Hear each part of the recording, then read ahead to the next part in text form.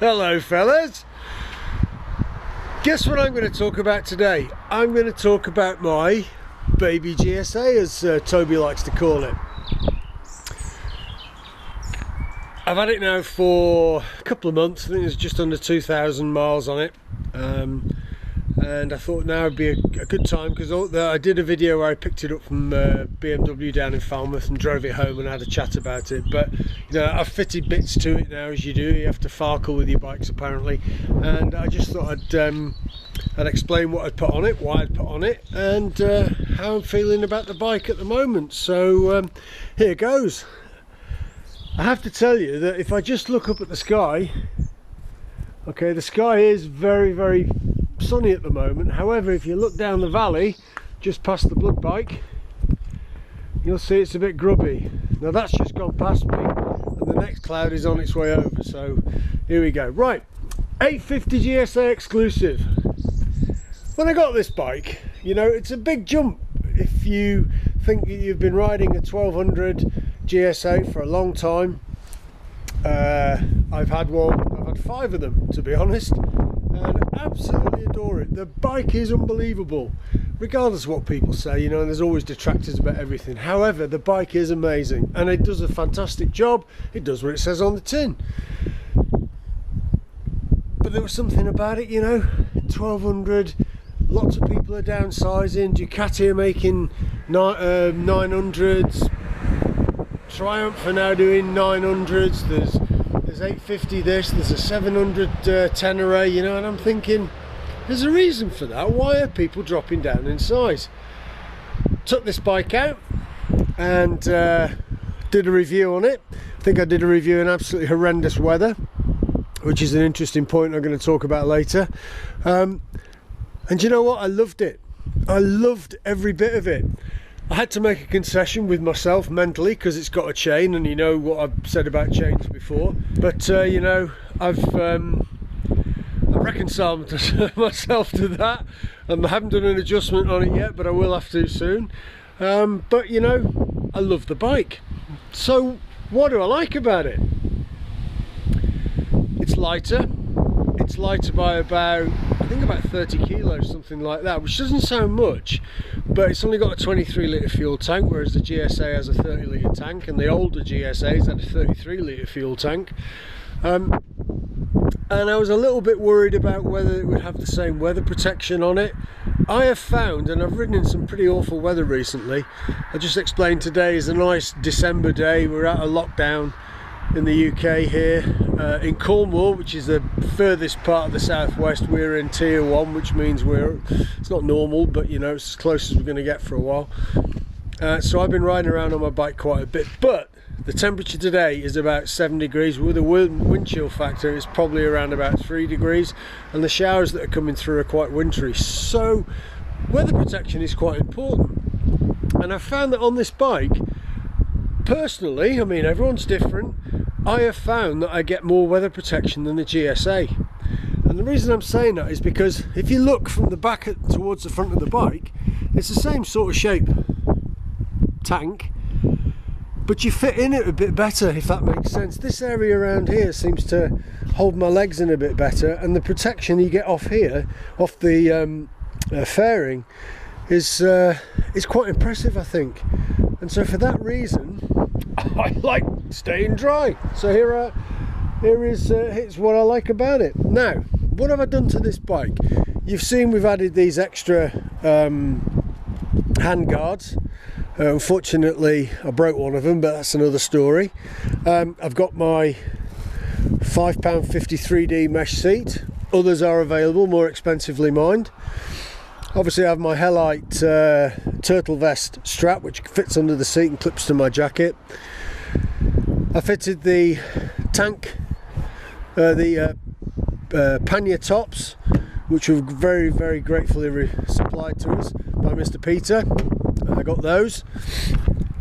I've also fitted a little camera, which we've done a video on, which is just behind the rear light there, and I'm actually really impressed with it. Don't see why I shouldn't be impressed with it. It's really good.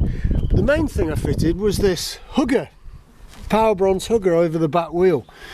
if I just reach through here, you'll see this floppy little bit of rubbish here. This is the original mud flap for the rear tyre, and obviously it gives you no protection whatsoever. So I fitted a rear hugger to the back wheel, and it keeps down the muck quite well. You can see the bike is pretty filthy. I mean, the roads around here at the moment are horrible. It's got the Bridgestone Adventure 40 A41 tyres on it. As I said, within 300 miles the chicken strips have gone off it. Coming up to 2,000 miles, no visible wear. Most of it has been just on normal roads, so I'm very impressed with them. And in the rain, these tyres have performed really well, and I'm very, very surprised by that, because you all know my thoughts about the panicky 3s. Don't really like them. They're horrible in the wet, but really good in the dry. These are actually quite confidence inspiring, so much so that I would compare them to the Metzler Roadtech 01s, or even the Metzler Tourance Nexts. So I really like them. It's just about many miles I get out of them. You'll notice that I've put a Denali sound bomb horn on it. This is a bit of a faff. I had to buy a bracket that fits on the side of the engine there, bolt the horn to the side of the bike, and also the cable that comes from Denali actually fits the horn if it hasn't got these bars on. So the standard size horn would fit on that bracket there, would screw into that screw there, and the little cable that goes from the CAN bus to the horn is about that long. Pointless, doesn't fit this, so I had to buy a cable from I think it was Nippy Norman's, and bolt it here. So love it having that horn, it's really nice. What else have I done? Okay, so when I got it, the GPS was fitted down here on the handlebar yoke, which I hate. I like to be able to look up and see it, so I bought a Wunderlich mount that fits on just below the windscreen there, bolts on with 4 bolts.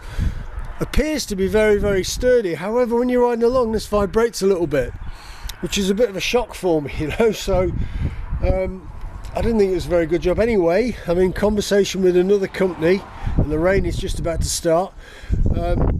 Provide a similar bracket, but it's like the traditional U-shaped bracket that goes over the top here, and it bolts somewhere down here, and they provide that to the emergency services. So hopefully that would be pretty cool. Rear camera, the front camera is fitted there above the light. Really, it gives a really good view, and I think that's about it really, apart from the transferring these rubber foot guards from my old bike. I put them on because the spiky footrests just destroy your boots, so I didn't want that to happen. So I don't ride off-road. I have taken some of my GSAs on a bit of a green laning adventure, but I don't intend doing that with this for the time being. So what else do I like about it? I just like it, and now I'm going to take it for a ride and have a chat about how it feels while you're riding. There we are then.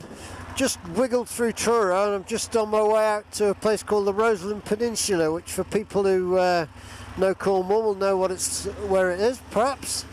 Going down to a place called Port Scatho. The reason I'm doing that, switching the camera on now and not when I started my ride, is because I just wanted to quickly talk about how good this bike is through town. Awesome through town. It's really, really nice and smooth.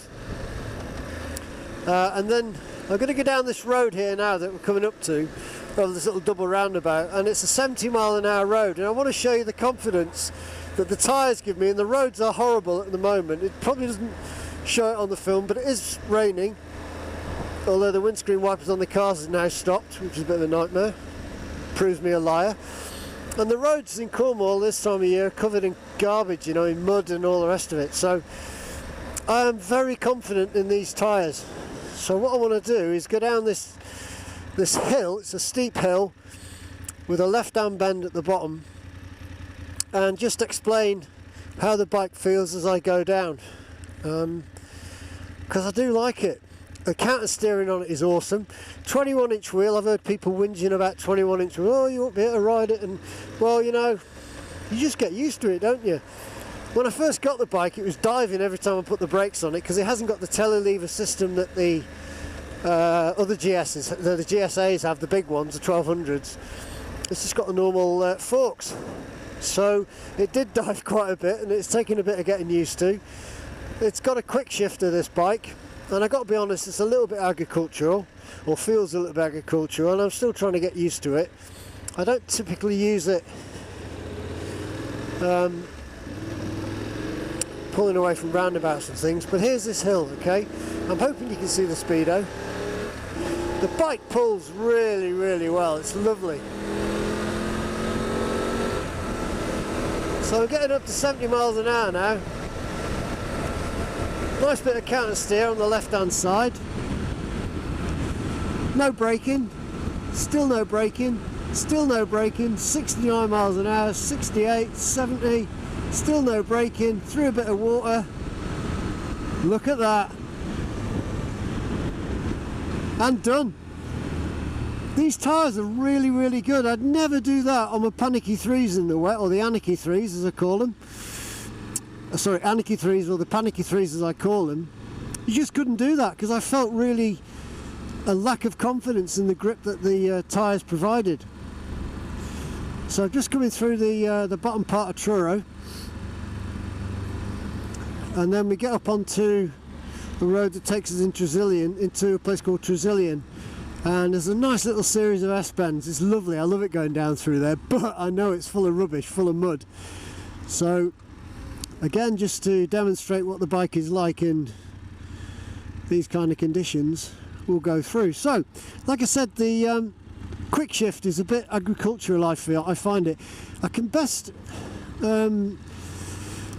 relate it to when I picked up a first bike I had quick shift in 2016. It was a GSA, and I sort of felt I couldn't use the quick shift very much in first and second gear. It just didn't seem like it was it was appropriate, I think is probably the better word. Going down is no problem, and the quick shifter on this is a bit similar to that. It feels like it's not smooth enough to do that, so I tend to use the clutch in first and second gear and then go use the quick shifter after that. But I found that if you're not really not hammering, but if you're not accelerating at a reasonable pace, then the quick shifter is a bit redundant, which is fine. I can deal with that. I've got to be really canny now and make sure all this traffic either gets away from me or I can get past it. I'm not sure I'll be able to get past it after these lights, because another set of traffic lights. But here we are. Slow speed riding is very easy. Okay, the bike was almost stopped then. Not necessarily any wobble on it. It's very easy to manoeuvre. As you know, most bikes are once you get used to them.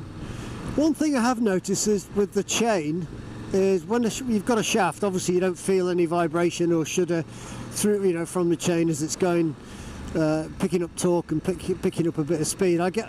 It's a bit disconcerting sometimes for me. You know, I've had shaft drives for so long now, going back to a chain. I've had loads and loads of bikes with chains. Just remembering what a chain feels like when it is working, and you know, you're very aware if you're in the wrong gear, because you're like, oh, I shouldn't have done that, as the bike starts to shudder all the way through you. And if I'm canny, I'll miss these lights and they'll go to red, and then I'll be away. Oh, please change, please change, please change. Oh, look at that, they changed. Right, so hopefully I'll be able to get away now down to these wiggly bends on my own. Okay, so I got away from the lights there quite well. So yeah, it's really nice in town. It's nice and light. I only ever put one foot down, because that's all you need. I'm not one of these people who worries about having to have both feet flat on the floor or anything like that. I'm, you know, quite pragmatic about things. If I need it, I'll do it, but otherwise I don't have to. Oh, look at this, the lights have gone to red for me. Who would ever want red lights when you're on a motorbike? But I do, so I can get away from the traffic and show you these bends. So I want to explain how flickable the bike is, because I was really a bit concerned because it's quite a high bike. You're sat in it, not on it, and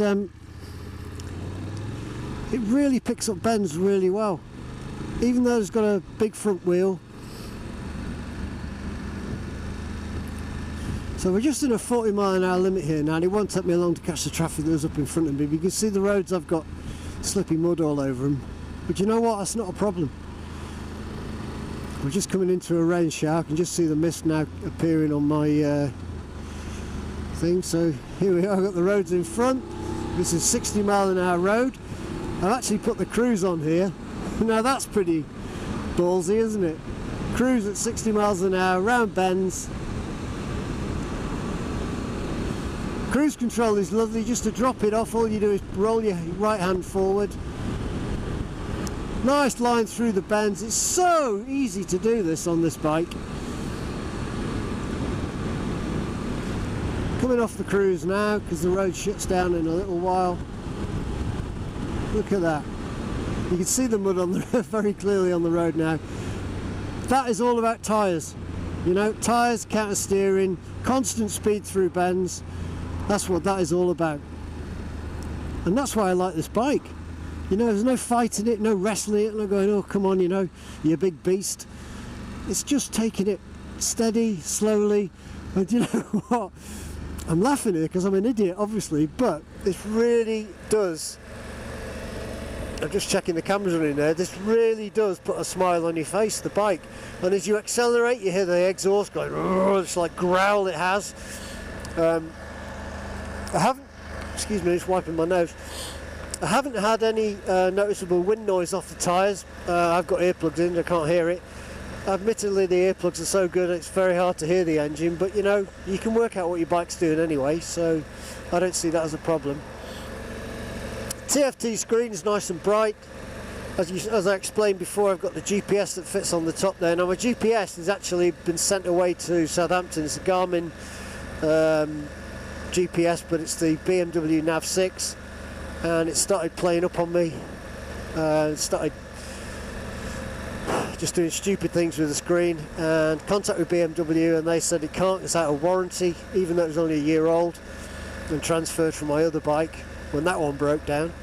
And so they put me in touch with the product department, I think it's called, of Garmin, which is in Southampton in the UK. A couple of emails, sent them a few pictures. They said, oh, can you do this, can you do that with the thing, with the GPS, you know, take your SD card out and all that kind of stuff. Did all that, and I said it's still not working. Wasn't working when I did it before you told me to do it, and it's still not working now. So I sent them a picture, and basically what was happening with the screen, it was going down to this, it was just showing the earth basically in the middle of the screen.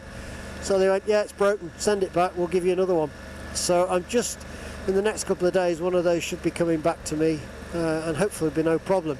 I did say though that this vibrates quite a bit. It's on this metal bracket. It's quite a sturdy metal bracket made by Wunderlich. And it does vibrate quite a bit. So as I explained earlier, there's another bracket that's issued to emergency services which says on the thing no vibration, and it comes from Germany. I think it's about 80 euros. So I'm just having a chat with them, see if they'll send me one so I can see if that's any good. And that'll be quite nice then. So nice thing about the cruise control on the bike is I came all the way through there at 30 miles an hour just on the cruise control. So we're building up speed again.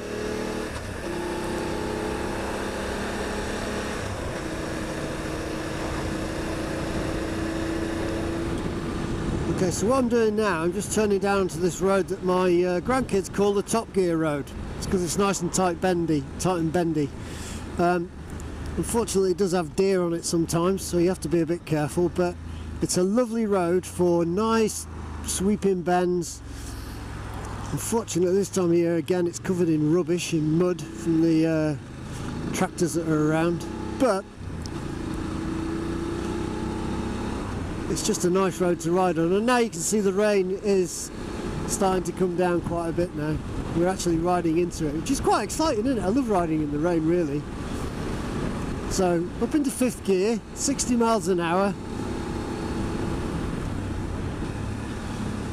We see the mud on the road, dropping down through the gears.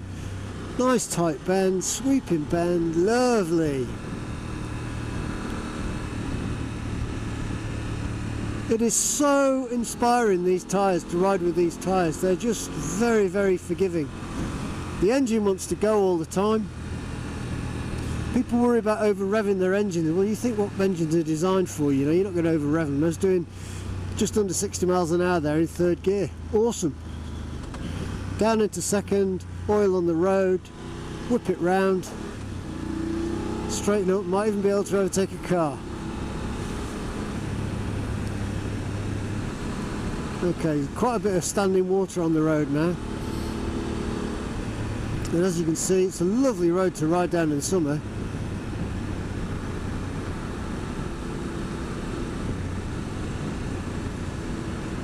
Might be lucky enough to get past Matey here. Oh well, gotta make you look, haven't you? Okay, so as we've already spoken about position on the for the bends, best way around the bends, and you can see where the best grip is. It's right in the centre here, so not that much movement around. But bike's lovely. It's more than man up for this. You know, it's reveling in it. It's just, you know, when you get off a bike and you go, oh, I really enjoyed that. That was a ride, you know. And that's what I feel when I get off this bike, and that's a bit of a difference between me and the GSA, the 1200. You know, I've had so many of them, it almost felt sterile in the end, although it's not. It's absolute fun to ride, but this just got more of a giggle factor, I think. So a long straight road now, I'm doing the 2-second rule, and there's the first tractor. Look, I knew there'd be tractors around.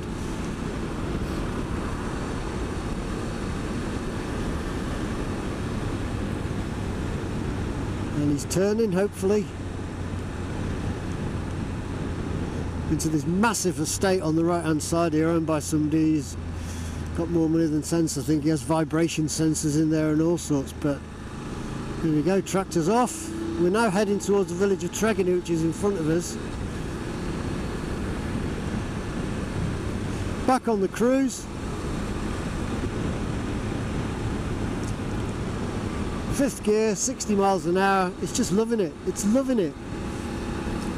And the thing I like about this, I'm riding this quite hard, you know, the bike, and it's, do you know how many miles per gallon it's giving me? It's giving me about 63, 64 miles to the gallon at the moment, which compared to my GSA was doing about, around town like this, you know, and just bimbling around, it would probably be doing about, I don't know, 50, something like that, 49, even down to 45 on some occasions. So, you know, the miles per gallon, the efficiency of this is that much better, and there's only a 23 litre tank, and when I can fill it up, I'm getting mileages of, you know, tank range of over 300 miles on it. Now I know that when I get on tour, that's going to be substantially increased, because, you know, you're not necessarily riding hard all the time, you're just bimbling along for a lot of it. But so the reason I've brought you out on this road today is 2 reasons. How many bike reviews do you see where it's done in Morocco, it's done, you know, somewhere in Africa, down in Spain, in Portugal, and the overlying factor is the roads are always dry? And yes, they can all ride bikes. I mean, these guys are amazing bike riders that do the testing, but, you know, people want to see what it's like in all weathers, because we don't all ride in Spain, do we? You're lucky if you do. So to actually come out and ride it on a crappy English country lane in the middle of winter on a freezing cold day, the temperature is down 8 degrees, so it's about 4 degrees with the wind chill and everything, and be able to ride, and ride hard, reasonably, safely obviously, you know, it's quite something. And I think that's what people miss about, you know, when they're doing these reviews on their bikes. You know, people want to know how hard you can ride a bike, but they also want to know how much Sainsbury's shopping you can get in the panniers and all the real life stuff, because people use these bikes every day, you know. And I think that's important.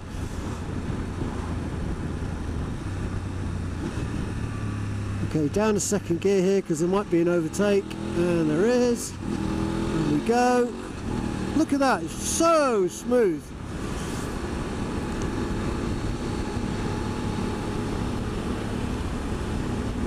Back on the cruise, back through all the mud.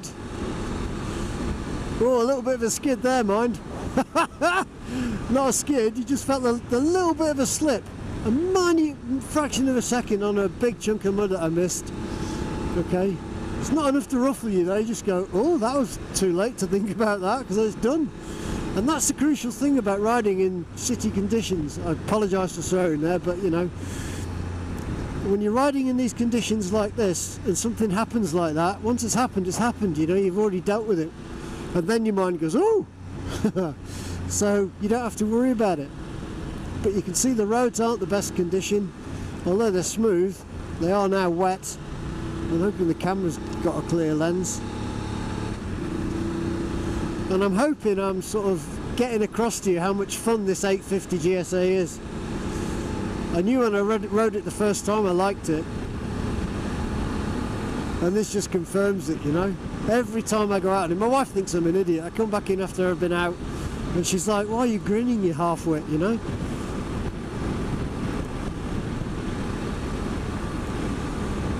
So, as a summary to this video, which was supposed to be about the bike and, you know, what I've done to it and how I'm getting on with it for its first couple of thousand miles, I absolutely love it.